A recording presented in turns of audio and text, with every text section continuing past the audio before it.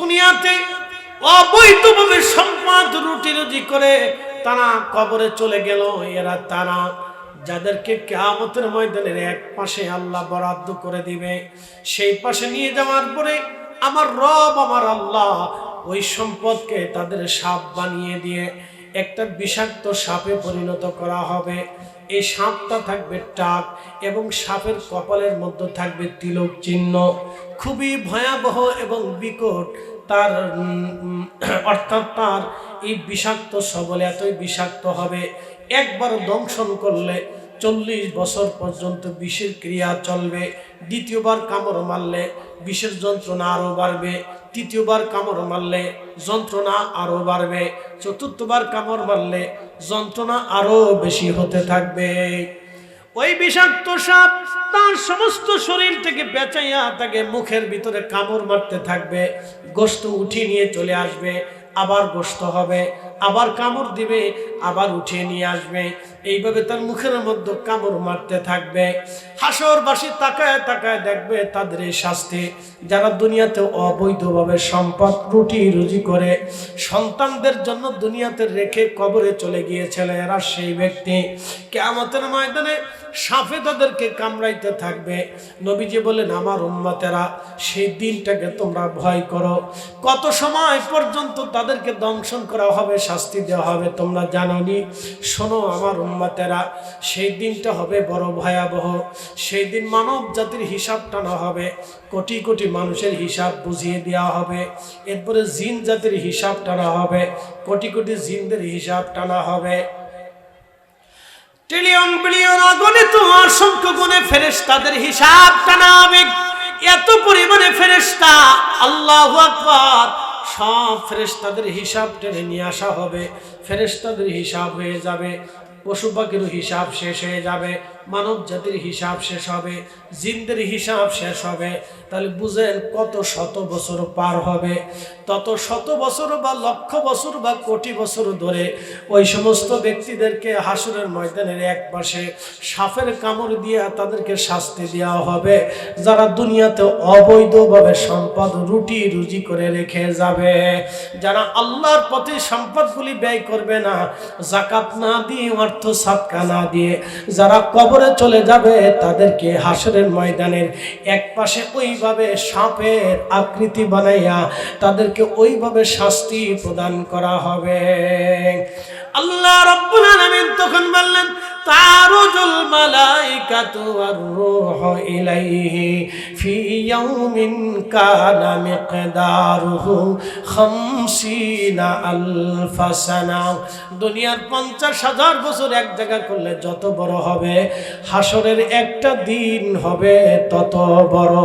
হাসরের একটা দিন হবে তত বড়।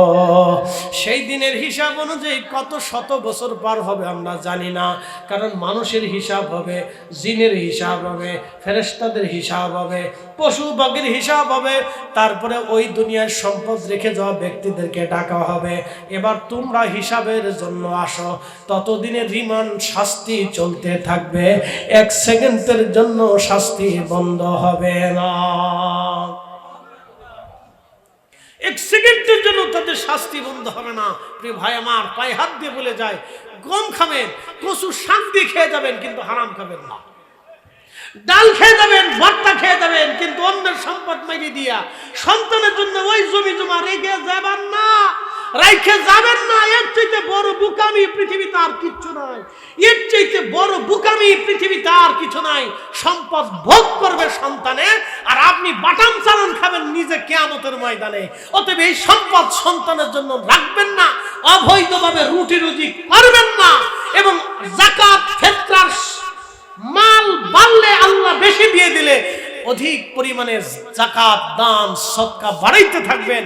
যদি না দেন তাহলে কি হবে তাও আল্লাহ কোরআনে বলছেন, ওয়া আনফিকু মিম্মা রাযাকনাকুম মিন ক্বাবলি আইয়াতিয়া আহাদাকুমুল মাউত।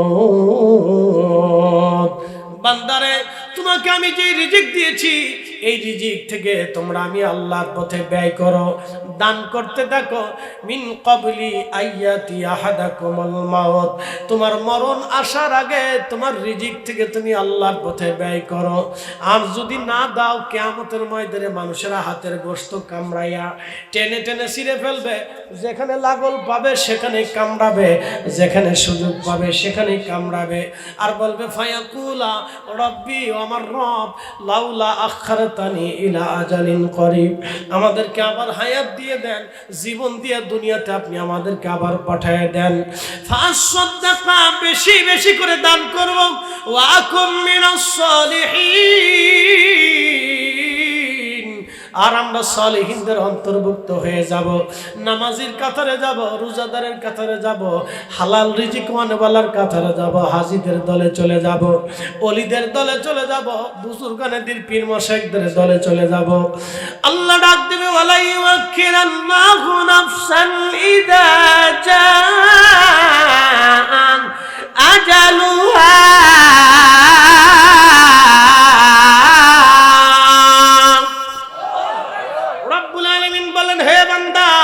দুনিয়াতে একবার সময় তুমি পাবে, আর কোনো সুযোগ তোমাকে দেওয়া হবে না রে বান্দা। একবার হায়াত শেষ হয়ে গেলে দুনিয়াতে থাকার আর কোনো সুযোগ নাই। দুনিয়া থেকে একবার আমার কাছে চলে আসলে দুনিয়াতে আর ফিরে যাওয়ার কোনো সুযোগ বান্দা হবে না। বাদশাহ ক্যা ফকির হো, সবকো এক হি ঠিকানা, सबको एक ही ठिकाना। নবীজি বলেন, উম্মত, তুমি যেটা খাও এটা তোমার, তুমি যেটা পরনে পরো এটা তোমার, তুমি যেটা আল্লাহর পথে দান করো এটাও তোমার। বাদ বাকি তোমার মৃত্যুর পরে যা থাকবে এখানে তোমার আর কোনো অধিকার নাই। সব ছেলে মেয়ে, তোমার স্ত্রী, পুত্র পরিজন, ভাই বাস্তা, আত্মীয় স্বজনদের হয়ে যাবে। এখানে ওয়ারিশরা ভাগযোগ করে নিয়ে চলে যাবে। তোমার বরাদ্দে আর কিছুই বরাদ্দ হবে না। তুমি যেটা খাচ্ছ এটা তুমি তোমার নফসকে আনন্দ দিচ্ছ, তুমি তোমার শরীরে যেটা গায়ে দিচ্ছ এটা তোমার শরীরকে মজা দিতেছ। মারহাবা কর। আমি ভুটান গেছিলাম, ভুটান দুনিয়ার বহু দেশ গেছি, ভুটান গেছি, এবছরও যাবো না। আরো 10টা দেশের সফর আছে, দোয়া করবেন রমজানের পরে। খুব ভালো করে শোনেন, ভুটানে গেছি, ভুটানিরা খায় কম কিন্তু পোশাক সুন্দর।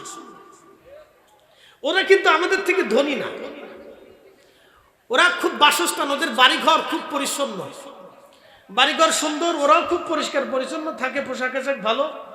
ওরা এক বেলা দুই বেলা খাবে, 3 বেলা না খেয়ে আরেক বেলা খাবার টাকা থাকবে না, কিন্তু ওদের পোশাক সুন্দর থাকবে, পোশাক ভালো থাকবে। আর আমরা বাঙালিরা দুধ বেশি বিড়ি খাই, তাই সে কথা কয়ে লাভ নাই। কি কথা দেখা, বাঙালিরা দুধ বেশি বিড়ি খায়, এই কথা কয়ে আর লাভ নাই। হ্যাঁ, দুধ বেশি বিড়ি খাই, তো এই কথা আমরা বলে লাভ নেই। এই জন্য আমাদের অনেক কিছু বুঝার বাকি আছে ভাই, বুঝতে পারছেন? আমরা জাতিগতভাবে অনেক কিছু শিখার বাকি আছে, অনেক কিছু শিখার বাকি আছে। ওরা 2 বেলা খাবে, 1 বেলা না খেয়ে থাকবে, কিন্তু পোশাক সুন্দর, বাড়িঘর খুব পরিপাটি রাখে, সাজিয়ে গুছিয়ে পরিচ্ছন্ন থাকে, ওরা খুব পরিচ্ছন্ন থাকে, ওদের দেশও খুব পরিচ্ছন্ন, খুব চমৎকার আবহাওয়া। আপনি গেলে কয়েকদিন থাকলে দেখবেন যে আপনার চেহারা চেঞ্জ হয়ে গেছে, এত সুন্দর আবহাওয়া ওদের দেশে। কাশ্মীরি মানুষ বেশি দিন বাঁচে কেন জানেন? নির্মল আবহাওয়া, আবহাওয়ার ভিতরে কোনো ঝামেলা নেই, কোনো পয়জন নেই। আমাদের sound pollution, air pollution, food pollution, খাবারের সমস্যা, পানিতে সমস্যা, বাতাসে সমস্যা, বুঝতে পারছেন? অনেক প্রবলেম। ছেলেরা যখন ডেক্সে বাজায়, বিয়ের অনুষ্ঠানে ডেক্সে বাজায়, তখন সারা রাত আওয়াজ হয় কি কুকু কুকু কুকু কুকু কুকু কুকু, সারা রাত কুকু কুকু বাজতেছে। গ্রামের মানুষ ঘুমাইতে পারে না, ওদের জ্বালা। কথা কোন জোরে বলেন? আপনি যান উন্নত বিশ্বে, বাড়ির আবাসিক এলাকাতে একটা শব্দ যদি করে, চিৎকারও যদি দেন, তো আপনার বিরুদ্ধে রিপোর্ট আসবে, চিৎকার পারলো কেন জান। আর বাংলাদেশে খুব বলে লাভ নেই, বাপ রে বাপ। এই জন্য আমাদের অনেক কিছু শিখার বাকি আছে, অনেক কিছু বুঝার বাকি আছে। সাউন্ড পলিউশনে ব্রেনের ক্ষতি হয়, আমাদের বাচ্চারা অত দ্রুত গতিতে স্মৃতিশক্তি কেন নষ্ট হয়ে যায়? অনেক কিছু আছে, বেশি সাউন্ডে পলিউশন, সাউন্ড পলিউশন, স্মৃতিশক্তি নষ্ট হয়। এগুলি শুধু আমি ওয়াজ করবো না, আপনাদের বাস্তবিক পক্ষে আপনাদেরকে শিখাই দিয়ে যায়। শুধু ওয়াজ করলে হবে না, কারণ অনেক আর মানুষ আমাদের ওয়াজ শুনে, তারা জানে যে হুজুররা আসবে, তারা অনেক সুন্দর সুন্দর কথা বলবে, এগুলি থেকে আমরা শিখবো। এই জন্য আমি কিছু শিখার মতো কিছু কথা আপনাদেরকে জানাই, এগুলি আমাদের জানার দরকার। এই জন্য 1 নম্বরে পরিষ্কার পরিচ্ছন্ন থাকবেন। আল্লাহ রসুলের সাহাবীরা আহা এক জুব্বায় হযরত ওয়াসাল কারণে সারা জীবন চলে গেছে।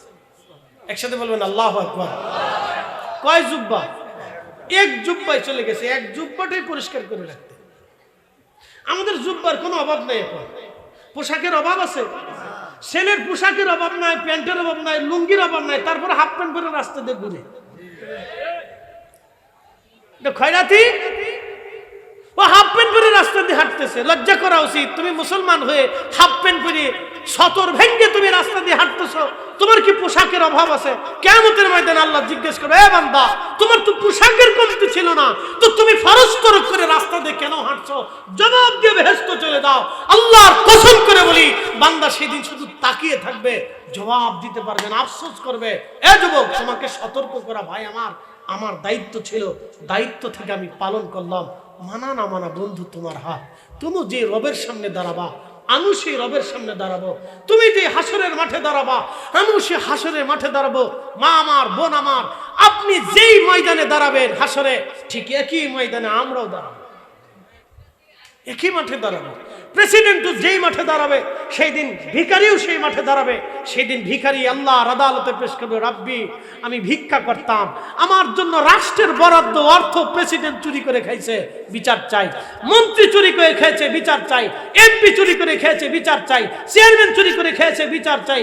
এই মেম্বার চুরি করে খেয়েছে, বিচার চাই। নেতা চুরি করে খাইছে, বিচার চাই। যে আমার জন্য বরাদ্দ করেছিল সেও চুরি করে খাইছে, বিচার চাই। আল্লাহ, সেই দিন আমার বিচার ফাইসালা করে দাও। দুনিয়ার আদালতে ফাইসালা পাই নাই। আমি ভিখারি ছিলাম, আমি অন্ধ ছিলাম, আমি বোবা ছিলাম, আমি দিক বিদিক ছিলাম, আমি আধা পাগল ছিলাম, আমি সাধারণ ছিলাম, আমি মাজুর ছিলাম, আমি ল্যাংড়া ছিলাম, আমার বরাদ্দের টাকা, আমি বিধবা ছিলাম, আমি বৃদ্ধ ছিলাম, আমার বরাদ্দের অর্থ তারা খেয়ে ফেলেছে। আল্লাহ বিচার ফাইসালা করে দেন।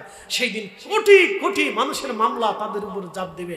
এই জন্য রাষ্ট্র পরিচালনা করা যত কঠিন, কিয়ামতের ময়দানে হিসাব করলে তার সাথে বিলিয়ন ট্রিলিয়ন কঠিন, কঠিন কঠিন। এই জন্য হযরত ওমর মাঝে মধ্যে আফসোস করে বলতেন, আহা, খেলাফতের দায়িত্ব যদি আমার কাঁধ থেকে কেউ নিয়ে যাইত, তাহলে ওমর বেঁচে যেত। বুঝতে পারছেন? ওমর বেঁচে যেত।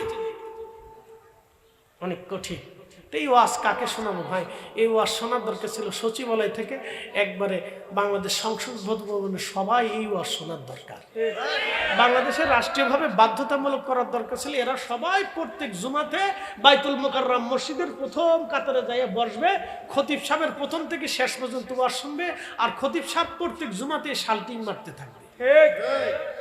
তাহলে কিছুটা হলে চেঞ্জ হইতো, নতুবা হবে না।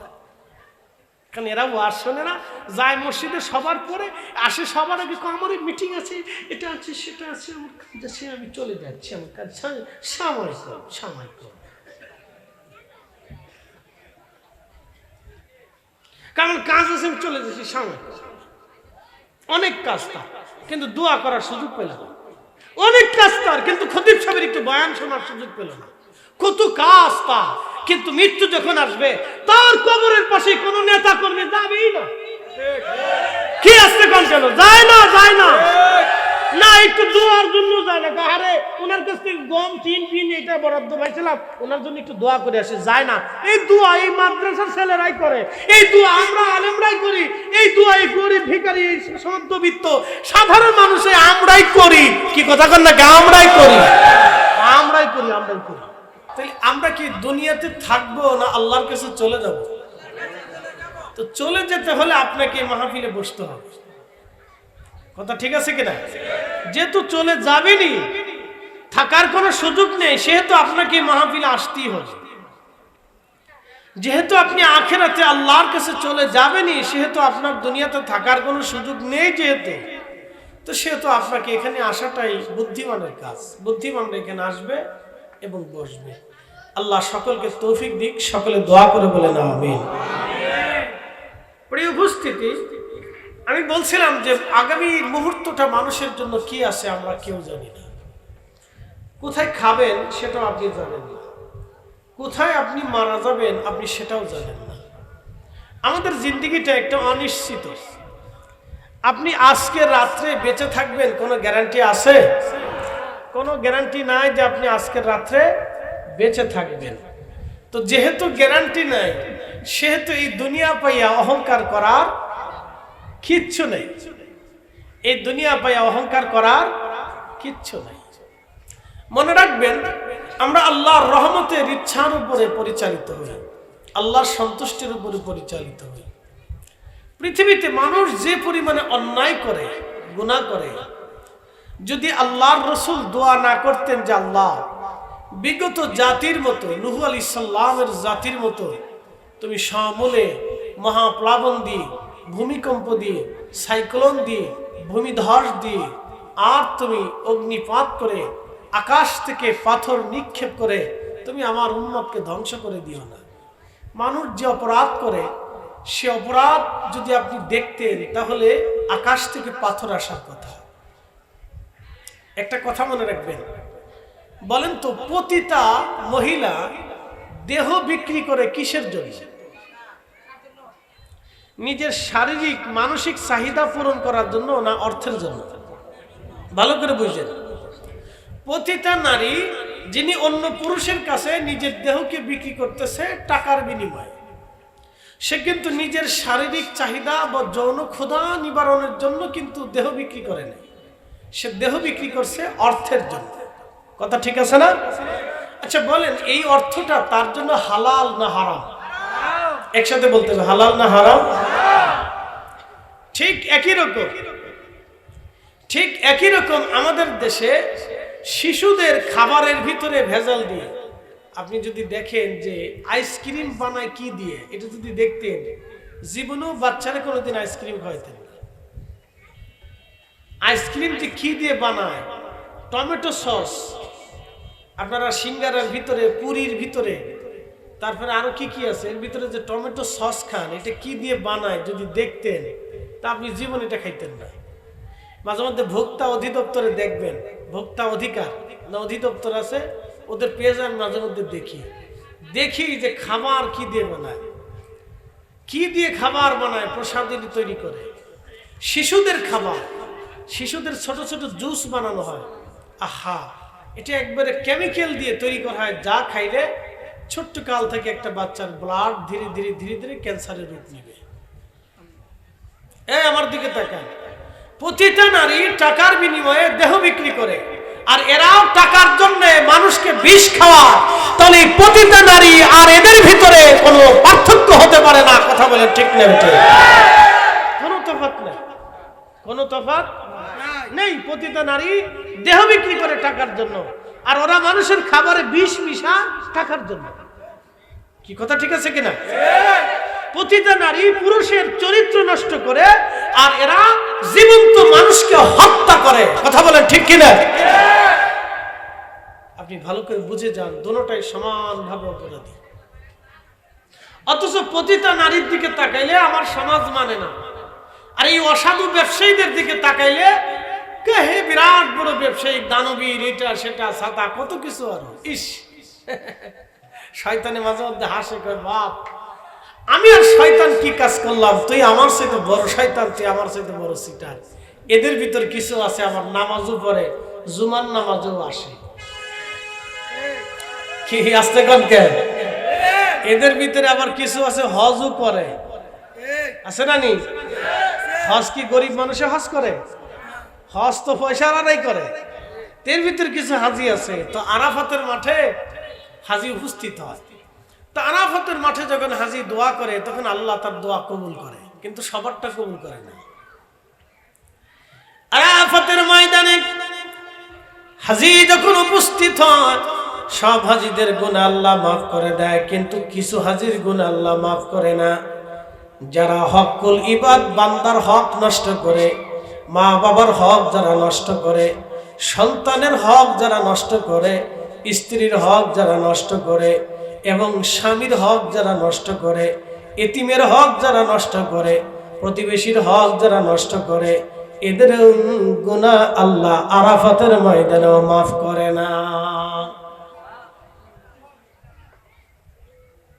হাজি তো হজ করে এসে কয় আমি এবছর হজে গেছিলাম, খুব গল্প করে আমি এবছরে হজে গেছিলাম। এই কত মানুষ হজে দেখ জানিস, মক্কাতে এটা আছে ওটা আছে, সেই গল্প বিরাট গল্প করতেছে। মানুষ তাকে হাজি বলবে, নাম দিছে, নামের আগে হাজি, অমুক হাজি, অমুক হাজি, অমুক পাজি। খুব ভালো করে শুনে যা। হ্যাঁ আমি বলতেছি শুনে। আরাফাতের মাঠে হাজি হজ শেষ করলেন। আরাফাতের মাঠে মাগরিবের নামাজ, সূর্য ডোবার সাথে সাথে হাজি রওনা দিতে হয়। আরাফাতের মাঠে কোনো নামাজ পড়া যাবে না। মাগরিবের নামাজ ওখান থেকে না পড়ে হাজি ওখান থেকে রওনা দিবে। হেঁটে হেঁটে মুজদালিফাতে এসে এশা এবং মাগরিবের নামাজ একসাথে মুজদালিফায় আদায় হবে। এরপরে হাজি ওইখানে বিশ্রাম করবে। ফজরের নামাজের সময় হাজি উঠবে, ওযু করে ফজরের নামাজ পড়ে হাজি হাঁটা শুরু করবে। হাজি হাঁটতে হাঁটতে মুজদালিফা থেকে মিনার পাশ দিয়ে হেঁটে হেঁটে হেঁটে হেঁটে মুজদালিফাতে আসবে শয়তানকে পাথর মারার জন্য। এই সময় ৩৫ লক্ষ ৪০ লক্ষ মুসলমান একসাথে হাঁটা ধরে। এই সময় বহু হাজি মারা যায়, এক আর দুইজন না, ৩৫ থেকে ৪০ লক্ষ হাজি এই মাঠ দিয়ে রাস্তা দিয়ে একসাথে হাঁটে। এই সময় বহু হাজি মারা যায়। হেঁটে হেঁটে হেঁটে হেঁটে একবারে জামারাতে আসে শয়তানরে পাথর মারার জন্যে। তখন শয়তান দাঁড়ায় দাঁড়ায় দেখি কোন হাজি আজকে আমারে পাথর মারার জন্য আসছে। শয়তান দূরে দাঁড়ায় দাঁড়ায় দেখে সুইদে হাজি আমারে পাথর মারার জন্য আসছে। শয়তান দূরে দাঁড়ায় দাঁড়ায় হাসিয়ার করে, ওরে সুইদে হাজি, তুই সুদ খাইয়া টাকা বানাইয়া ওই টাকা দিয়ে আমারে হজ করতে আইসিয়া আমারে পাথর মারার জন্য আইসিস। তুই তো নিজেই বড় শয়তান, আর এক শয়তান আর এক শয়তানরে পাথর মারার জন্য আসে। দূরে দাঁড়ায় দাঁড়ায় শয়তান হাসি আর কয়, দেখছ ওরে সুইদে হাজি, ঘুষে হাজি, আকাম্মে বাদেম্মে হাজি, তুমি আজকে আইছো আমারে পাথর মারার জন্য। তুই তো আমার চাইতে বড় শয়তান। দূরে দাঁড়ায় দাঁড়ায় হাসি, শয়তান হাসে কয়, দেখছো তুই সুদে হাজি আইছে আমারে পাথর মারার লেগে। শয়তান নিজে সুদ ছাড়ে না, ও আইছে আমারই শয়তানরে পাথর মারার লেগে। ওরে আগে পাথর মারার দরকার ছিল। শোনেন, শয়তানরে পাথর মেরে হাজি খুব খুশি, আজকে মারছি, খুব মারছি। বলে কি মারছেন? শয়তান দেশকে পাথর মারছি, খুব পিটিয়েছি আজকে। শয়তানরে পিটে এসে হাজি আজও পর্যন্ত সুদ ছাড়তে পারে নাই, ঘুষ ছাড়তে পারে নাই, অন্যের জমি আজও পর্যন্ত বুঝাইয়া দেয় নাই। কথা কর না কেন, ঠিক কিনা? দেয় নাই। এখনো খাবারে বিষ মিশে, এখনো খাবারে বিষ মিশে। এদেশের মানুষ পুষ্টিহীন কেন জানেন? খাবারে ভেজালের জন্য। যা খায় শুধু ভেজাল, পুষ্টিহীন। আমাদের 10টা বাচ্চা এক পাশে দাঁড়া করাবেন, আর আরবের একটা বাচ্চা এক পাশে দাঁড়া করাবেন। আমাদের 100 বাচ্চা এক পাশে দাঁড়া করাবেন, আর ইউরোপের একটা বাচ্চাকে আর এক পাশে দাঁড়া করাবেন।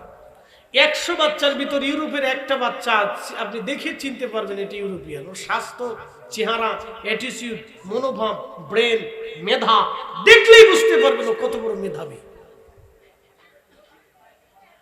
ওদের খাবারে ভেজাল নাই, পানিতে ভেজাল নাই, দুধে ভেজাল নাই, কিচ্ছুতে ভেজাল নাই। আমাদের একবারে পানি থেকে শুরু করে একবারে কাপড় পর্যন্ত যা পাবেন সব জায়গায় ভেজাল। কথা কন না কেন? সব জায়গায় ভেজাল। ভেজাল দেয় কারা? কুত্তায় দেয় না মানুষে দেয়? জোরে বলে। এই মানুষের ভিতরে যারা নামাজ পড়ে, ও কিসের নামাজ পড়ে বলেন? ও কিসের রোজা রাখে? খাবারের ভিতরে বিষ মিশিয়ে দিয়ে ও কিসের রোজা রাখে বলে? কিসের রোজা তার? সে কিসের হজ আদায় করে? আপনি বুঝেন।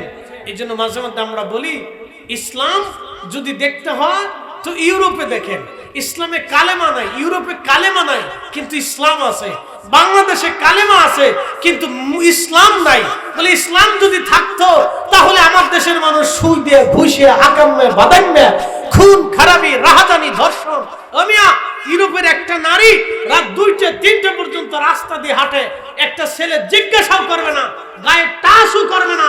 ও দেশের পুলিশ কোনো নারীর গায়ে টাচ দিলে কোন নারী যদি রিপোর্ট দেয় যে আমার গায়ে হাত দিয়েছে, পুলিশ ওকে ধরে নিয়ে জেলখানা দিবে।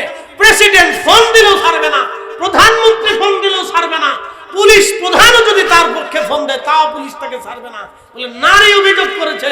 আর আমার বাংলাদেশে একটা নারীকে যদি মাথার থেকে পা পর্যন্ত বুরকা পরাইয়া এই সময় যদি আপনি রামচন্দ্রপুর থেকে ছেড়ে দিয়ে বলেন যে তুমি ঢাকা পর্যন্ত যাবে, আল্লাহর কসম করে বলি ওই নারী ঢাকা পর্যন্ত যাবে, কোনো গ্যারান্টি নাই। কথা বলেন ঠিক কিনা? অথচ 85% মুসলমানের দেশ, 85% মুসলমানের দেশ। আপনাকে কি ওয়াজ করবো বলেন তো? কি ওয়াজ শোনাবো বলেন? কি ওয়াজ শোনাবো আপনাদেরকে? আমি মাঝে মধ্যে আমি দিশে পাই না যে কোথা থেকে ওয়াজ শুরু করব, কোথায় যে শেষ করব। কি বুঝাই নেই যে আপনারা বুঝবেন আমি জানি না। কোথা থেকে ওয়াজ করলে যে আপনি বুঝবেন আমি জানি না। আপনি ইউরোপে যাবেন, উন্নত বিশ্বগুলিতে যাবেন। আমি মালয়েশিয়ার বহু এলাকা ঘুরছি। ছেলেরা আধুনিক, আমাদের ছেলেরা কি ঘোরার দিয়ে ওরা কি জানে, কি বুঝে, কি টাকা পয়সা জানে না। মালয়েশিয়ান ছেলেপেলেদের দিকে যদি তাকান, মালয়, চাইনিজ, হ্যাঁ, ওরা উন্নত বিশ্বের মানুষ। ওদের ছেলেরা সকালবেলা বের হয়, ওরা টাইম পায় না। আমাদের ছেলেদের মতো বাদেন ঘোরার মতো সুযোগ ওদের নাই। শুধু লেখাপড়া, কাজে করবে তাদের মনোযোগ, ভিন্ন দিকে কোনো মনোযোগ যাবে না। শুধু লেখাপড়া করবে না, কাজ করবে না, যে কোনো কাজ করবে ওরা। ওদের বুড়া মানুষ বেশি বেশি ব্যবসা করতেছে, আমাদের বুড়া মানুষ ভিক্ষা করে, আর ওদের বুড়া মানুষ কাজ করে। কারণ কি জানেন? এগুলি পারিবারিক শিক্ষা, ছোটকাল থেকে এগুলি শিখে উঠে। এ মুসলমান, কি ওয়াজ করলে আপনি বুঝবেন আমি জানি না। 100% 85% মুসলমানের দেশ আমরা এখনো পর্যন্ত ইসলামের মূল জিনিসটা আমরা এখনো পর্যন্ত ধরতে পারি নাই। ইসলাম কি জিনিস এখনো পর্যন্ত আমরা বুঝি নাই। আপনি যদি চলে যান ইউরোপে, যে দেখবেন ওদের দেশের একজন মানুষ ক্ষুধার্ত থাকতে পারবে না। ওদের দেশের একজন মানুষ ক্ষুধার্ত থাকবে না। আমার দেশের কোটি কোটি টাকার ধনী যারা আছে তারা দান করার সময় দান করে, এমন একটা লুঙ্গি দান করবে 150 টাকার লুঙ্গি, মাসখানিক পরার পরে এরপরে বেটা পেশাব করতে বসার পরে নিচ থেকে সেরাত করে ছিঁড়ে ফাইড়ে চলে যায়। কি কথা খারাপ কিছু ভাই? বরাদ্দ হয় 150 টাকার লুঙ্গি, 500 জন্য দিবে, 1000 জন্য দিবে, নাম ফুটাবে আমি বিরাট বড় দানবীর। সামনে নির্বাচন আসতেছে, দেখবেন বহু দানবীর পাওয়া যাবে, বিরাট বড় বড় দানবীর পাওয়া যাবে। কিয়ামতের ময়দানে আল্লাহ একদল নামাজিকে ডাক দেবে, হে নামাজি দাঁড়াও, তুমি কেন নামাজ পড়েছিলে? নামাজি ডাক দেবে, হে রব, আমি তোমাকে খুশি করার জন্য নামাজ পড়েছিলাম। আল্লাহ ডাক দিবে, বান্দা তুমি আমাকে খুশি করার জন্য নামাজ পড়ো নাই, মানুষ যদি তোমাকে মুসল্লি বলে সেই জন্য তুমি নামাজ পড়েছিলে।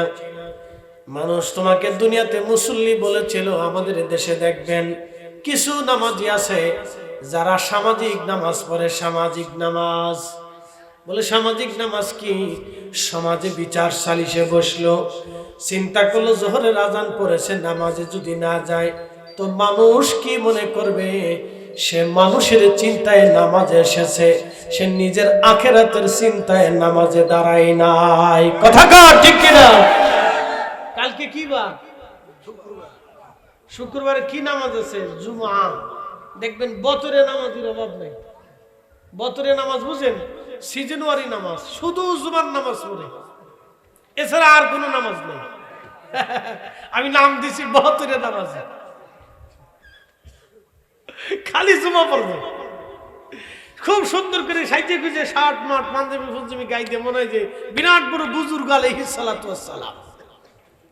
এর মতো বুজুর্গ আর দুনিয়াতে নেই। সাইজে গুজে সেনমেট লাগায়, টুপি টাপি মাথায় দিয়ে, সুন্দর পোশাক টুশাক পরে আস্তে আস্তে হাঁটতে হাঁটতে মসজিদের দিকে যাবে। তো ইমাম সাহেব যখন মুয়াজ্জিন সাহেব সানি আজান দিবে তখন আস্তে করে ঢুকে, নাম দিছি ডিজিটাল সালাত, আস্তে করে ঢুকবে, খুতবাটা শুনবে, তাও অর্ধেক শুনে অর্ধেক শুনে না। এরপরে জুমার নামাজ পড়ে সালাম ফেরানোর পরে মনে হয় মসজিদে আগুন লাগছে। কে কার আগে মসজিদ থেকে বের হইতে পারে? কি কথা ঠিক আছে না? কে কার আগে মসজিদ থেকে বেরোবে? নাম দিছি বতরে নামাজি। হ্যাঁ, বতরে নামাজ, সিজনওয়ারি নামাজ। আল্লাহ বলেন ফাওয়াইলুল লিল মুসাল্লিন আল্লাযীনা হুম আন সালাতিহিম সাহুন ফি সালাতিহিম সাহুন।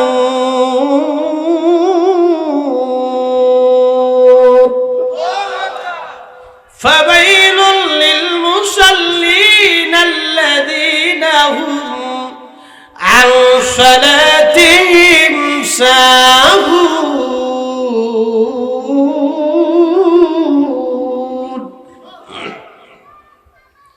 প্রিয় উপস্থিতি, রব্বুল আলামিন আমাদেরকে বললেন, হে আমার নামাজীরা, তোমরা যারা নামাজ মানুষ দেখানোর জন্য নামাজ পড়ো, এই নামাজি বড় কফল পোড়া নামাজি, বড় বদনসিব বলা নামাজি। ডাক দিবে রব, হে নামাজি, কিসের নামাজ তুমি পড়েছো? বলে, রব তোমাকে খুশি করার জন্য নামাজ পড়েছিলাম। আল্লাহ ডাক দিবে, খুশি করার জন্য নামাজ তুমি পড়ো নাই, মানুষ দেখানোর জন্য তুমি নামাজ পড়েছিলা। যাও, আজকে আমি রবের দরবারে কোনো প্রতিদান তোমার জন্য নাই। সেই দিন তার হাত বাঁধা হবে, পা বাঁধা হবে, উপর করে টেনে টেনে টেনে টেনে ফেরেশতারা তাকে জাহান্নামে নিক্ষেপ করবে। দুনিয়াতে নামাজ হলো কিন্তু জান্নাত হলো না। আল্লাহ ডাক দেবে, হে বান্দারা, কেন তোমাদেরকে জাহান্নামে দেওয়া হয়? তখন তারা জবাব দেবে, লাম নাকু মিনাল মুসাল্লিন, আমরা মুসল্লিদের অন্তর্ভুক্ত ছিলাম না, এই জন্য আজকে আমাদেরকে জাহান্নামে দেওয়া হয়। মনে রাখবেন, কেউ যদি নামাজি হয় তাহলে সে সুদ খেতে পারে না, সুদখোর কখনো নামাজি হতে পারে না, আর নামাজি কখনো সুদ খেতে পারে না। মুসল্লি কখনো চুরি করতে পারে না, চোর কখনো মুসল্লি হতে পারে না, ঘুষখোর কখনো মুসল্লি হতে পারে না, মুসল্লি কখনো ঘুষখোর হতে পারে না। কথা বলেন ঠিক কিনা? মনে রাখবেন, মুসল্লি কখনো ঘুষখোর হতে পারে না, আর ঘুষখোর কখনো মুসল্লি হতে পারে না। না, নেভার, কখনোই না, অবশ্যই না, অবশ্যই না। মুসল্লি কখনো ঘুষখোর হতে পারে না, মুসল্লি কখনো খাবারে বিষ মিশায় না, মুসল্লি কখনো ওজনে কম দেয় না, মুসল্লি কখনো ওজনে কম দেয় না, মুসল্লি মালে কম দেয় না, মুসল্লি মানুষ ঠকায় না, মুসল্লি প্রতিবেশী ঠকায় না, মুসল্লি আত্মীয় ঠকায় না, মুসল্লি এতিমের হক মারে না। এতিমের হক যারা মারে তারা মুসল্লি হতে পারে না, আর যারা মুসল্লি হয় তারা এতিমের হক মারতে পারে না। আমার হিসাব একবারে সহজ, বরাবর। আমি ওয়াজ করি, যদি 10 জন বুঝে, একজনও যদি বুঝে, তাও আমার লাভ, তাও আমার লাভ। আসল জিনিস বুঝে না, ইসলামের আসল জিনিস বুঝে যান। এই জন্য উন্নত বিশ্ব, ওরা ইসলাম নিয়েছে কিন্তু কালেমা নিতে পারেনি। আমরা কালেমা নিয়েছি, মাগের ইসলাম আনতে পারিনি। আমরা কালেমা নিয়েছি কিন্তু ইসলাম নিতে পারিনি। ওরা কালেমা নেই নাই কিন্তু ইসলাম নিয়ে গেছে, আদর্শ ওরা নিয়ে গেছে, ওরা আদর্শ নিয়ে গেছে। জীবনে কখনো মিথ্যা সাক্ষ্য ওরা দেয় না, আদালতে দাঁড়িয়ে ওরা মিথ্যা সাক্ষ্য দিবে না। অথচ বাংলাদেশে 500 টাকা দিলে সাক্ষী পাওয়া যায়। কি আসতে কনকে জোরে বলে, 500 টাকা দিলে সাক্ষী পাওয়া যায়। সামনে নির্বাচন হইতেছে, বহু সাক্ষী পাওয়া যাবে 500 টাকা। আসেনি রে? বলে আছে। কোন সে মার্কা? কলস। আরো জোরে, কলস। জোর হয় না কে? কলস। আমার ভাইয়ের চরিত্র ফুলের মতো পবিত্র, টাকা পাইছে 500। জোরে কন, জোরে কন। টাকা কত পাইছে? ভাইয়ের চরিত্র ফুলের মতো পবিত্র হয়ে গেছে। বুঝতে পারছেন? এটা আমার দেশ, এই জন্য আমাদের তকদিরের কোনো পরিবর্তন হয় না, কারণ আমরা নিজেরাই পরিবর্তন হইতে পারি না। নিজেদের পরিবর্তন হয় না এখনো পর্যন্ত। আমরা আমাদের চরিত্রের পরিবর্তন করতে পারি নাই, নীতির পরিবর্তন করতে পারি নাই। রসুলের নীতি ছিল এক নীতি, মুসলমান মিথ্যা বলতে পারে না। রসুলের নীতি ছিল এক নীতি, মুসলিম মানুষ ঠকাইতে পারে না। রসুলের চরিত্র ছিল এক নীতি, মুসলিম আমানতের খেয়ানত করতে পারে না। নবীর নীতি ছিল এক নীতি, মুসলমান কখনো মানুষকে বিষ খাওয়াইতে পারে না, কথা বলে ঠিক কিনা? কিন্তু আমরা নবীর নীতি নিতে পারি না, রাসূলের নীতি আমরা নিতে পারি না।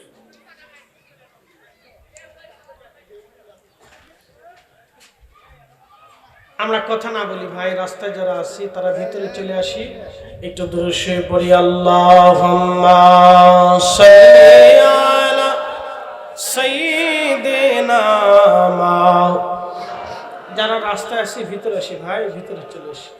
ওয়া আলা আলি সাইয়্যিদিনা।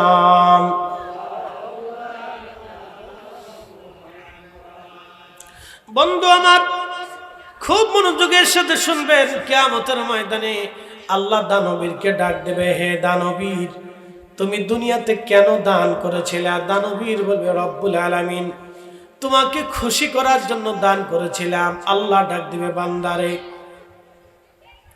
তুমি আমাকে খুশি করার জন্য দান করো নাই, তুমি আমাকে সন্তুষ্ট করার জন্য তুমি দান করো নাই, তুমি দান করেছিলে মানুষ যাতে তোমাকে দানবীর বলে, সমাজ সেবক বলে, তোমাকে মানুষ যাতে স্যালুট দেয়, সম্মান করে, এই জন্য দুনিয়ার ভিতরে তুমি দান করেছিলাম, এই জন্য দুনিয়াতে তুমি দান করেছো।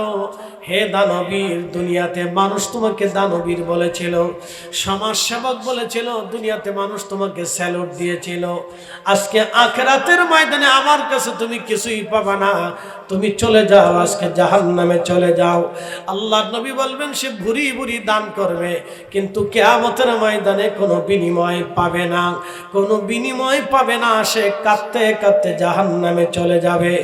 বলেন এইগুলি কিসের জন্য হলো? শুধুমাত্র ইখলাসের কারণে, একনিষ্ঠতার অভাবের কারণে সে আল্লাহর রাহে দান করে নাই, আল্লাহর জন্য কোনো কিছু করে নাই। যদি আল্লাহকে খুশি করার জন্য এগুলি করত, তাহলে কিয়ামতের ময়দানে তাকে পস্তাইতে হতো না, কিয়ামতের ময়দানে তাকে জাহান্নামে যেতে হতো না। এই আমি আপনাদেরকে আরেকটু বুঝাই, যুবক ভাইরা প্লিজ আমার দিকে তাকাবেন, আমার যুবকদেরকে দরকার। আগামী দিন এরা এই সমাজ নির্মাণ করবে, কথা ঠিক আছে না ভাই? আগামী দিন এই সমাজ আমার যুবকরা নির্মাণ করবে, আগামী দিনে রাষ্ট্র ওরা চালাবে। এই আমার দিকে তাকান, আমরা হুজুর গারে মানুষ ভোট দেয় না বলে, কারণ আমরা মাল দিতে পারি না, পয়সা দিতে পারি না, এই জন্য আমরা ভোট দেয় না। আমরা যত ভালো আজই করি, ভোটে দাঁড়াইলে আমরা ভোট দেয় না, এটা ভালো করে জানি, ঠিক আছে না? আমরা ভোট মানুষ দিত না, এই জন্য আমি ভোট টোটে দাঁড়াই না। ভোটে দাঁড়াইলে কবে যে হুজুরের ওই সংসদে যাওয়ার লোভ লাগছে, হেরু মানে দান্দা মান্দা লাগছে, চুরি চাপটামির লোভ লাগছে, এর লাগে হুজুর ভোটে দাঁড়াইছে। এই জন্য আমি ভোট টোটে দাঁড়াই না, দাঁড়ানোর চিন্তাও করি না, মগজের ভিতরে কোনো সময় আনিও না। তবে ভালো করে শোনেন, এদেশের মানুষ ভালোদেরকে, ভালো মানুষকে মর্যাদা দেয় না এবং ভালো মানুষকে নির্বাচিত করে না, যার কারণে এদেশের মানুষের কপালে স্বাধীনতার পর থেকে এই পর্যন্ত বাটাম চালান হয়ে আছে। আমরা অনির্দিষ্ট একটা বাংলাদেশের দিকে আগাচ্ছি, আমাদের বাংলাদেশের কোনো নির্দিষ্টতা নেই। শোনেন, মাত্র ছোট্ট একটা কান্ট্রি, একেবারে ছোট কান্ট্রিতে 18 কোটি মানুষ, ঠিক বাংলাদেশের মতো 200 দেশের সমান একটা দেশের নাম রাশিয়া, সেই দেশে মানুষ আছে মাত্র 14 কোটি, বাংলাদেশে মানুষ আছে 18 কোটি। আপনি বুঝেন এদেশের অনির্দিষ্টতা কত ভয়াবহ সামনে। আমার দেশের ছোট ছোট বাচ্চারা তিলে তিলে ধীরে ধীরে বড় হচ্ছে। আজকে ওদের কাঁধে বইয়ের ব্যাগ বহন করে ওরা হাঁটতেছে, ওরা আগামী দিনের ভবিষ্যৎ ওদের অনিশ্চয়তার ভিতরে আছে। আপনি রাস্তা পেয়েছেন, জমি পেয়েছেন, অনেক পেয়েছেন, আপনার 4টে সন্তান। আমার দাদা আমাদের জন্য 200 বিঘা সম্পত্তি রেখে গিয়েছিলেন। আমার আব্বার 200 বিঘা সম্পত্তি ছিল, যেতে যেতে আমরা 7 ভাই, সব শেষ হতে আমরা কিছু ভাগে পেয়েছি। আমার 3 সন্তান, আমার বড় ভাইয়ের এই 3 সন্তান, তার বড়জনের 3 সন্তান, তার বড়জনের 2 সন্তান, 1 সন্তান, তার বড়জনের 2 সন্তান, এই তার বড়জনের এই 3 সন্তান, 2 সন্তান, তার বড়জনের 5 সন্তান। তো এবার বুঝেন তো, আমরা 7 জন ছিলাম, এখন হয়েছে 3 7 21 জন, মোট হয়েছে 25 জন। জমি কিন্তু বাড়ছে না কমছে? জমি কিন্তু বাড়ে, কিন্তু মানুষ বেড়ে গেছে। মানুষের খাবারের চাহিদা বাড়ছে, মানুষের পোশাকের চাহিদা বাড়ছে, মানুষের বাসস্থানের চাহিদা বাড়ছে, পানির চাহিদা বাড়ছে, কিন্তু সেই অনুপাতে আমাদের রাজনীতিবিদেরা এখনো পর্যন্ত তাদের মগজে হুঁশ আসে নাই, এখনো পর্যন্ত সেই আদিম যুগে রয়েছে। কে স্বাধীনতায় ছিল, কে ছিল না, কে যুদ্ধ করছে, কে করে নাই, কে 24, কে 71, কে 32, কে 36, কে 38, যত গুতাগুতি ফাঁসরাফাঁসরি। কিন্তু এই জুতাগুতি ফাঁসরাফাঁসরিতে আমাদের ভবিষ্যৎ যে অনিশ্চয়তার ভিতরে পড়ছে, ইনাদের কোনো মগজে মাথায় চিন্তাই নাই। আমাদের দেশের লক্ষ লক্ষ মিনিমাম হলে 80 লক্ষ যুবক বেকার, 80 লক্ষ যুবক বেকার। বলেন এর কর্মসংস্থান কি আছে? এদের কর্মসংস্থানের জন্য সরকারের কি পরিকল্পনা আছে? কিচ্ছু নেই। আমি রাজনীতির ওয়াজ করি না, আমি দেশের জন্য কথা বলি। আপনাদের কি বুঝাইতেছি? বলে হুজুর আমরা বুঝান কেন? বলে বুঝাইতেছি এই জন্য, ভোটটা যেন জায়গা মতো মারেন এই জন্য। কি কথা ঠিক আছে না? কোন জায়গা মারবেন সেটা আপনার ইচ্ছা, কিন্তু যাকে মারবেন সেই লোকটা যেন ভালো হয়। কি কথা ঠিক আছে না? সে যে মার্কারি হোক, ওটা আমার সাবজেক্ট না, আমি কোনো মার্কার লোক না, আগেই বলতেছি। আপনার যে মার্কারি হয়, কিন্তু যাকে দিবেন সে যেন ভালো হয়, সে যেন গরিবের পাশে দাঁড়া, সে যেন অসুস্থতার পাশে দাঁড়া, সে যেন আর্ত মানবতার পাশে দাঁড়া, সে যেন মজলুমের পাশে দাঁড়া, সে যেন হত দরিদ্রের পাশে দাঁড়া, সে যেন বিধবার পাশে দাঁড়া, সে যেন এতিমের পাশে দাঁড়া, সে যেন সুবিধা বঞ্চিত মানুষের পাশে দাঁড়া। কথা বলে ঠিক না বে ঠিক? সে যেন ন্যায়ের পাশে দাঁড়া, সে যেন হকের পক্ষে দাঁড়া। এরকম একজন লোক আপনারা নির্বাচিত করেন। মনে থাকবে আপনাদের? আমি কিন্তু কারো পক্ষে ভোট চাইনি, কারো বিরুদ্ধেও যাইনি, আমি হকের পক্ষে বলেছি। কথা ঠিক আছে কিনা? কিসের পক্ষে? একসাথে বলেন না, কিসের পক্ষে? হকের পক্ষে। এদেশের নাগরিক আমি, আমার ভাতের অধিকার আছে, আমার কাপড়ের অধিকার আছে, আমার নিরাপত্তার অধিকার আছে। আমি যে এখন মাহফিল করে রাস্তা দিয়ে ঢাকা পর্যন্ত যাব, আমার নিরাপত্তা কি? কালকে এক এমপি, হাটহাজারীর এক এমপি মহোদয়, তিনি ধানের শীষ প্রতীকের তিনি মনোনয়ন পেয়েছেন। তিনি প্রচারণায় প্রথমবার যাওয়ার সাথেই ঢুপুস ঢুপুস ঢুপুস ঢুপুস, তিনি মারা যান নাই, আল্লাহ তাকে বাঁচাইছেন। আমি শুনছি কালকে হাটহাজারী মাহফিল ছিল, লোকেরা বলছে হুজুর উনি খুব সৎ মানুষ, ভালো মানুষ। আমি দোয়া করি, সৎ মানুষ ভালো মানুষ হলে তার জন্য আমাদের দোয়া আছে। কথা ঠিক আছে কিনা? তাদের জন্য আমাদের কি আছে? দোয়া আছে, যে আল্লাহ তাদেরকে যেন হেফাজতে রাখে, আমরা দোয়া করি তাদের জন্য। কিন্তু ঢুপুস ঢুপুস ঢুপুস ঢুপুস, এটা হচ্ছে আমার অধিকার, আমার নিরাপত্তার অধিকার। কে দিবে? রাষ্ট্র দিবে। কথা ঠিক আছে না? আমার খাবার বিশুদ্ধ হবে, ভাতে ভেজাল হবে না, পানিতে ভেজাল হবে না, দুধে ভেজাল হবে না, মধুতে ভেজাল হবে না, ওষুধে ভেজাল হবে না, আমার শিশুর খাবারে ভেজাল হবে না। এটা রাষ্ট্র নিরাপত্তা দিবে, এটা তো আমরা নিরাপত্তা দেব না। কথা ঠিক আছে কিনা? কে নিরাপত্তা দিবে? রাষ্ট্র দিবে। তা আমরা সেই নিরাপত্তা চাই। আল্লাহ আমাদের দেশটাকে ভালো করে দিক, সকলে বলে না আমিন। সৎ মানুষের হাতে দিক, জোরে বলে না আমিন। দেশপ্রেমিকের হাতে দিক, আরো জোরে বলে না আমিন। আমরা যেন মোটামুটি ডাল ভাত হয়ে হালাল খাদ্য ভালো জিনিস খেয়ে যেন মারা যেতে পারি। আল্লাহ তৌফিক দিক, সকলে বলে না আমিন। আমরা দোয়া করি তাদের জন্য যারা দেশ চালায়, আমরা তাদের জন্য দোয়া করি, তারা যেন ভালো মতো চালাইতে পারে। প্রিয় উপস্থিতি হাজিরিন, এদিকে যাব না। এই ওয়াজ আমি কেন চলে গিয়েছিলাম? কিয়ামতের মাঠে নিয়ে আপনাদের কাছে আলোচনা শোনাইলাম। ভাইজান, এই জন্য যা করবেন, যত আমল করবেন সেটা ইখলাসের সাথে হবে। ইখলাস, যত আমল হবে সেটা যেন ইখলাসের সাথে হয়। ইখলাসের সাথে যদি আমলগুলি করেন তাহলে সে আমলে কাজ দেবে। প্রিয় উপস্থিতি, কোরআন শরীফ থেকে আমি আলোচনা রেখেছিলাম, আমি সেই দিকে ফিরে চলে যাব। অবশ্যই আমরা ওয়া ইন্না ইলাইহি রাজিউন, আমরা কিয়ামতের ময়দানে অবশ্যই আল্লাহর কাছেই ফিরে চলে যাব। কথা ঠিক কিনা? একদিন মাটির ভিতরে হবে ঘর রে, মন আমার কেন বান্ধ দালান ঘর, মন আমার কেন বন্ধ দালান ঘর। বন্ধু আমার খুব মনোযোগ দিবেন। হযরত আবু হুরায়রা বলতেছিলেন, প্রিয় নবীর জবান থেকে শুনেছি কিয়ামতের ময়দান কায়েম হয়ে যাবে। সেই ভয়াবহ দিনে ও নবীর উম্মতেরা তোমরা সেই দিন থেকে বাঁচার চেষ্টা করো। সাহাবীরা বললেন, ওগো আবু হুরায়রা, নবীজি কি বলেছিলেন? বললেন, আল্লাহর নবী বললেন কিয়ামতটাকে তোমরা ভয় করো, সেই দিনটাকে ভয় করো, সেই ভয়াবহ দিনটাকে তোমরা ভয় করে থাকো। সেই দিন কায়েম হয়ে যাবে। দুনিয়ার 50,000 বছরে এক জায়গায় করলে যত বড় হবে, আল্লাহ বলেন তা'রুজুল মালাইকাতু ওয়ার রূহু ইলাইহি ফি ইয়াউমিন কানা মিকদারুহু 50 আলফ সানা। দুনিয়ার 50,000 বছর এক জায়গায় করলে যত বড় হবে, হাসরের ময়দান হবে একদিন তত বড়। ও বন্ধুরা, দুনিয়ার 50,000 বছর এক জায়গায় করলে যত বিরাট, হাসরের ময়দান হবে একদিন হবে তত বিরাট। নবীজি বললেন সেই দিনটাকে তোমরা ভয় করো, আল্লাহকে তোমরা ভয় করো। কেন ভয় করবা? কিয়ামতের ময়দানে আল্লাহ বিচার শুরু করবেন। কোটি কোটি মানুষ আল্লাহর দিকে দৌড়াইতে থাকবে।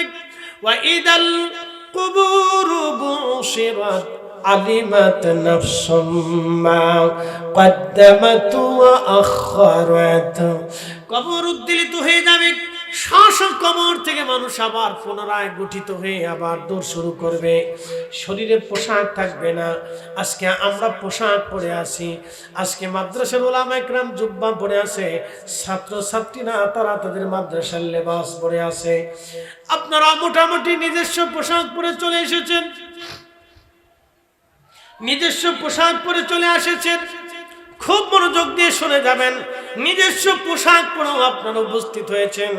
এখন যদি সবার পোশাক বিহীন হয়ে যায়, সবাই যদি কাপড় খুলে ফেলে দেয়, তাহলে কি মনে হবে? মনে হবে এখানে সমস্ত মানুষগুলি ভারসাম্যহীন হয়ে গেছে, পাগল হয়ে গেছে, তাদের মাথায় সমস্যা হয়ে গেছে, অথবা ভূতে ধরে ফেলছে। এখন সবাই যদি উলঙ্গ হয়ে যায়, তাহলে মানুষ বলবে, বাহির থেকে ওরা বলবে সবাই বুঝি পাগল হয়ে গেছে, আর না সব কটারে একসাথে ভূতে ধরছে। কিয়ামতের ময়দানে সমস্ত মানুষ থাকবে বস্ত্রহীন, আমি আপনি সব, অতিথি, প্রধান অতিথি, রাষ্ট্রপতি যা আছে, সেদিন সবাই বস্ত্রহীন থাকবে। আম্মা জান আয়েশা বলেন, ইয়া রাসূলুল্লাহ, নারীরাও কি বস্ত্রহীন থাকবে? নবীজি বললেন, হ্যাঁ আয়েশা, মহিলারাও বস্ত্রহীন থাকবে। তখন আরেকজন সাহাবী মহিলা বলেন, ইয়া রাসূলুল্লাহ, তাহলে সেই দিনটা কেমন হবে? পুরুষ কি নারীর দিকে তাকাবে না? নারী কি পুরুষের দিকে তাকাবে না? সেই দিন নবী আমার ডাক দিলেন, হে সাহাবীরা, তোমরা শুনে নাও, নারী পুরুষের দিকে, পুরুষ নারীর দিকে তাকানোর মতো কোনো সাহস পাবে না, সময় পাবে না। নারী পুরুষের দিকে, পুরুষ নারীর দিকে তাকানোর মতো কোনো সময় তাদের আসবে না। সেই দিনটা কত কঠিন হবে। প্রিয় নবী বললেন, সেই দিন থেকে তোমরা বাঁচার চেষ্টা করো। কোটি কোটি মানুষ আল্লাহর আদালতে দাঁড়াবে, জিনেরা দাঁড়াবে, ফেরেশতারা দাঁড়িয়ে যাবে, এমনকি গরু, ছাগল, হাঁস, মুরগি, ভেড়া, বকরি, পশু পাখিরা আল্লাহর আদালতে দাঁড়িয়ে যাবে বিচারের প্রত্যাশায়। বলবেন শুধু মানুষের বিচার হবে না, গরু, ছাগলের, হাঁস, মুরগি, ভেড়া, বকরিরও বিচার টানা হবে। একসাথে বলবেন আল্লাহু আকবার। না আমি বানাই বলি নাই, আমি কিতাব থেকে বলতেছি, রাসূল কারীমের হাদিস থেকে বলতেছি। শিংওয়ালা, শিং ছাড়া যত প্রাণী পৃথিবীতে আছে সব আল্লাহর আদালতের সামনে দাঁড়িয়ে যাবে। আল্লাহর আদালতের সামনে সেই দিন মাথা নত করে দাঁড়িয়ে থাকবে। এক গরু আর এক গরুর বিরুদ্ধে মামলা করবে, রব্বি আমি গিয়েছিলাম, সে আমাকে মারছিল, আল্লাহ ফায়সালা চাই। এক কুকুর আর এক কুকুরের বিরুদ্ধে মামলা করবে, রব্বি আমি দুনিয়াতে ওর কামড় খেয়েছিলাম, আমি ফায়সালা চাই। এক সিংহ আর এক সিংহের বিরুদ্ধে মামলা করবে, রব্বি আমি শিকার ধরেছিলাম, আমার শিকার কেড়ে নিয়েছিল, ফায়সালা চাই। আর এক পাখি আর এক পাখির বিরুদ্ধে মামলা করবে, রব্বি ও আমাকে মারছিল, ঠুকি আমার পশম উঠিয়ে ফেলেছিল, আমার রক্তপাত করেছিল, আল্লাহ ফায়সালা চাই। সেই দিন রব্বুল আলামিন প্রত্যেকের বিচার সমানে সমানে ফায়সালা করে দিবে। আহা, সেই দিন পশু পাখিরও বিচার ফায়সালা হবে। মানুষ তো আল্লাহর আদালতের সামনে সেজদায় পড়ে থরথর করে কাঁপতে থাকবে, না জানি আজকে আমার জীবনের কি ফয়সালা হয়। জিনেরা থরথর করে কাঁপতে থাকবে, ফেরেশতারা সিজদার মধ্যে পড়ে থরথর করে কাঁপতে থাকবে, না জানি আমি রবের হুকুম ঠিকমতো আদায় করতে পারছি কিনা। পশু পাখিরাও থরথর করে কাঁপতে থাকবে, না জানি রবের হুকুম আমি দুনিয়াতে মানছিলাম কিনা। সবাই চিন্তিত হয়ে পেরেশান হয়ে যাবে। আল্লাহ রাসূল বললেন, আমার উম্মত, সেই দিনটাকে তোমরা ভয় করো, সেই দিনটাকে তোমরা ভয় করো, সেই আল্লাহর আদালতকে তোমরা ভয় করো, যেই দিন কেউ কারো পক্ষে কথা বলার সুযোগ আসবে না, সাহস আসবে না। উইদাউট মুহাম্মদুর রাসূলুল্লাহ সাল্লাল্লাহু আলাইহি ওয়াসাল্লাম, আমার রাসূল ছাড়া সেই দিন আর কেউ আল্লাহর আদালতের সামনে দাঁড়ানোর সুযোগ পাবে না। একসাথে বলা যাবে না আল্লাহু আকবার? না আরো জোরে বলেন আল্লাহু আকবার। এখন দুনিয়াতে রসুলের জন্য কি পাঠিয়েছেন, কি দিয়েছেন আল্লাহ রসুলকে? কিচ্ছু দেন নাই। বলে হুজুর দিছি কি, কত জুতা চুরি দিছি, মসজিদের জুতা চুরি দিছি, ফাহিশে কথা দিয়েছি, বকাবদ্ধ দিয়েছি, চুরি দিয়েছি, ডাকাতি দিয়েছি, রাহাজানি দিয়েছি। এখনো মানুষ এ দেশে এক গ্রাম আরেক গ্রামের কাজে লাগলে, কোন গ্রাম যদি মারামারিতে ঝগড়াতে হেরে যায়, তাহলে এই গ্রামের মানুষ সেই গ্রামে যাইয়া ওই গ্রামের বাড়ি ঘরে আগুন লাগাইয়া গরু ছাগল উটদুম্বা ভেড়া বকরি যা আছে সোনা দানা টাকা পয়সা ঘর বাড়ি থেকে লুটপাট করে চুরি করে নিয়ে চলে আসে। এরাও বলে আমরা মুসলমান, এরাও আর মসজিদে এসে আজান দেয়, এরাও আর জুমার নামাজ পড়ে আজান দেয়। আল্লাহর কসম করে বলি, মালিকের কসম, যেই মালিক আপনার জীবন দিয়েছে, যেই মালিক জমিন দিয়েছে, যেই মালিক আসমান দিয়েছে, যেই মালিক হায়াত দিয়েছে, যেই মালিক আপনাকে মসজিদে মহান মাহফিলে বসার সুযোগ করে দিয়েছে, ওই রবের কসম করে বলি, কারো সম্পদ চুরি করে এনে, জুলুম করে এনে, ডাকাতি করে এনে ঘরের মধ্যে নিয়ে ওই খাবার খেয়ে আল্লাহকে সেজদা দিবেন, ওই বান্দা মাফ না করা পর্যন্ত, কাবা শরীফের গিলাফ পরেও যদি কবরে দেওয়া হয়, তারপরেও রব্বুল আলামিন আপনাকে মাফ করবে না, জান্নাত হবে না, হবে না, হবে না। এবার ভালো করে ওয়াজ বুঝে যাবে। অথচ এখনো এদেশের মানুষ কাজে ডাঙ্গা করে মারামারি করে আরেকজনের বাড়ি আগুন দেয়, বাড়ি ঘর পুরাইয়া চুরি চাপটামি করে গরু ছাগল ধরে নিয়ে চলে আসে। কি কথা ঠিক আছে না ভাই? এখনো এই দেশের মানুষ ভাববে পারবেন, এদেশের লক্ষ লক্ষ আলেম প্রত্যেক জুমাতে ওয়াজ করতেছে, হাজার হাজার মাহফিলে উলামা একরাম মানুষকে বুঝাইতেছে, তারপরে এরা কাইজা ডাঙ্গা করে মারামারি করে আরেক বাড়ি দখল করিয়া তারপরে মাল সামানা টাকা পয়সা সোনা দানা চুরি করে নিয়ে আসে। লজ্জা করা উচিত। তোরা ওইগুলি না খেয়ে শুয়োরের গোশত খা, কুত্তার গোশত খা। কুত্তার গোশত, শুয়োরের গোশত যেমন হারাম, অন্যের মাল সামানা চুরি করে ডাকাতি করে আনিয়ে খাওয়া ওরকম হারাম। কথা বলেন ঠিক না বেঠে? ভালো করে বুঝে যাবেন, দিন বুঝে যাবেন। পৃথিবীর কোথাও এরকম নাই। এখন আছে সুদানে, আফ্রিকাতে, আর এগুলি আছে ভারত, পাকিস্তান, বাংলাদেশে। তাছাড়া দুনিয়ার কোথাও আছে আমার জানা নেই। এগুলি আছে সুদানে।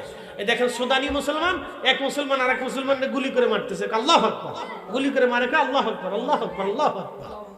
ভাবতে পারবেন, গা শির ওঠার মতো। এক মুসলমান আর এক মুসলমানকে গুলি করে মারে কে? আল্লাহু আকবার। কোথার থেকে শিখছে এই দিন? কোথার থেকে এই আল্লাহু আকবার ধর্ম শিখেছে আমি জানি না।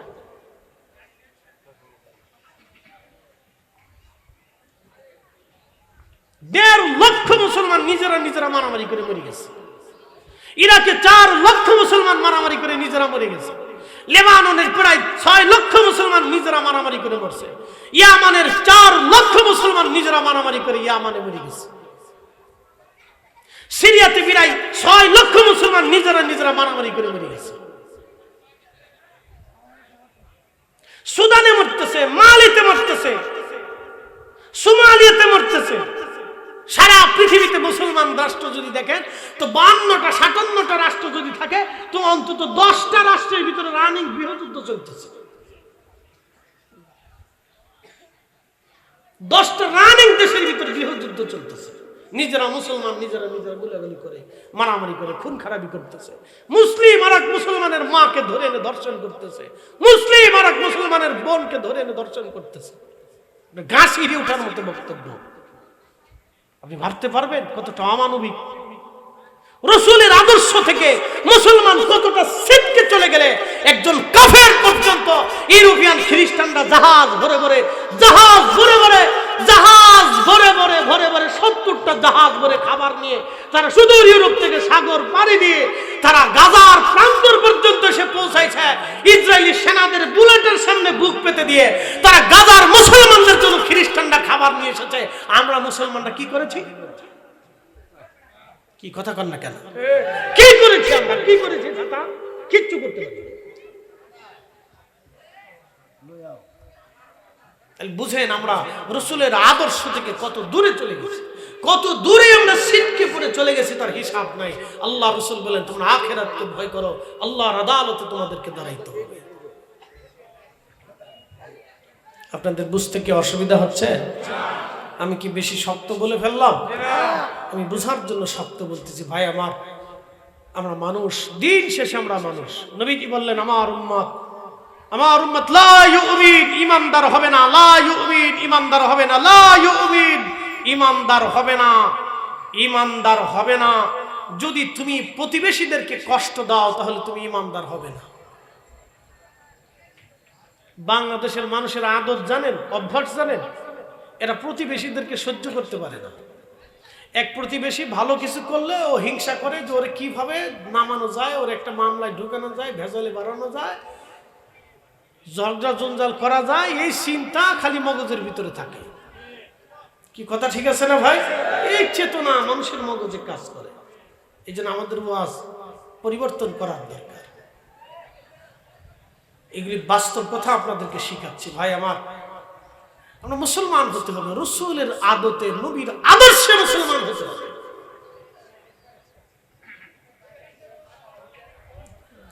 প্রিয় উপস্থিতি হাজির, এখানে কি দোকান আছে? এখানে দোকান যদি না থাকে ছেলেদেরকে ওই দোকানে পাঠাই দেন। শয়তানে চিন্তা করছে যে হুজুরে তো আর আমি দমাইতে পারতেছি না। কি কথা ঠিক আছে না? শয়তানে চিন্তা করছে যে হুজুরে তো দমাইতে পারতেছি না, হুজুর তো স্পিডে ওয়াজ করে যাচ্ছে, তো এই কদ্দুর এই জায়গা লই আসে, তা আনতে আনতে কোনাট পর্যন্ত লিয়ে আইছে।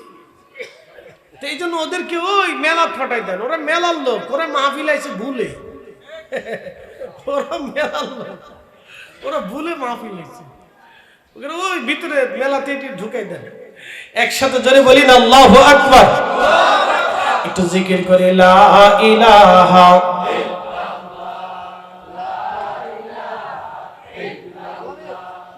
লা ইলাহা লা ইলাহা লা ইলাহা ইল্লাল্লাহু মুহাম্মাদুর রাসূলুল্লাহ সাল্লাল্লাহু আলাইহি ওয়াসাল্লাম। খুব মনোযোগ দেবেন, আলোচনার গুরুত্বপূর্ণ পয়েন্টে চলে আসলাম। নবীজি বললেন কিয়ামতের ময়দান কায়েম হওয়ার পরে একদল মানুষকে হাসরের ময়দানের একটা কোনায় নিয়ে যাওয়া হবে। ওই জায়গাটা তাদের জন্য বরাদ্দ হবে। ওই মানুষগুলি কারা?